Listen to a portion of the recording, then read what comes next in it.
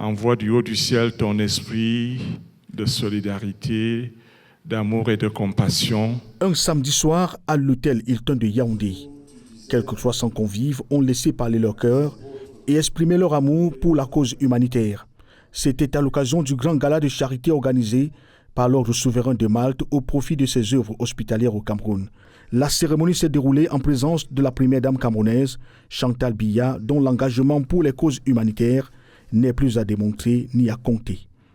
Une séquence photo rassemblant autour de l'épouse du chef de l'État Paul Biya, les invités de marque et autres membres du comité d'organisation a scellé son entrée en salle et son installation définitive à la table d'honneur.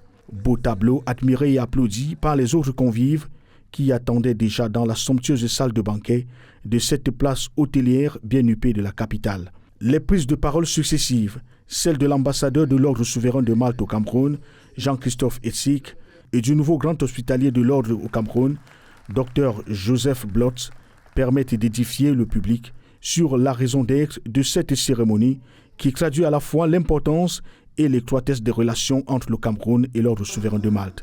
Les grandes retrouvailles de ce samedi 7 juin 2025 signaient le 3e grand gala de charité de l'Ordre après la 2e édition tenue en 2024.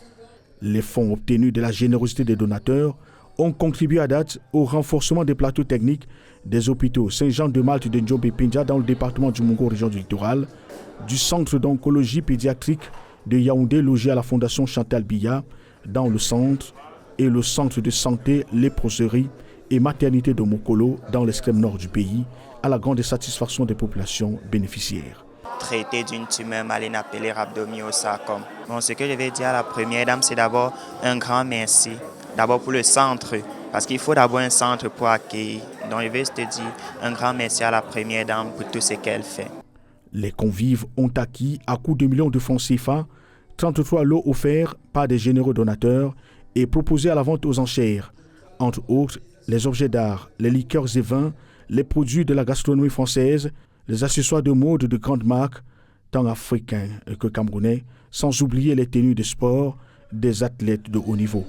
Image marquante, le maillot d'Ossard, numéro 9, arboré par la légende du football camerounais, Samuel Eto'o, actuel président de la Fédération camerounaise de football, lors de la CAN 2002, a été acheté à 20 millions de francs CFA. Le maillot 1408 et les chaussures de Françoise Bango-Etonné, figure emblématique du sport, double championne olympique en triple saut aux Jeux olympiques de 2004 à Athènes et de 2008 à Pékin, ont été pris à 5 millions de francs CFA. Christian Bon, premier pilote automobile noir d'origine camerounaise, dont la combinaison a fait partie des enchères, est reparti très ému. C'était une excellente soirée. On remercie l'ambassadeur de l'Ordre de Malte et la première dame pour l'organisation de cette soirée.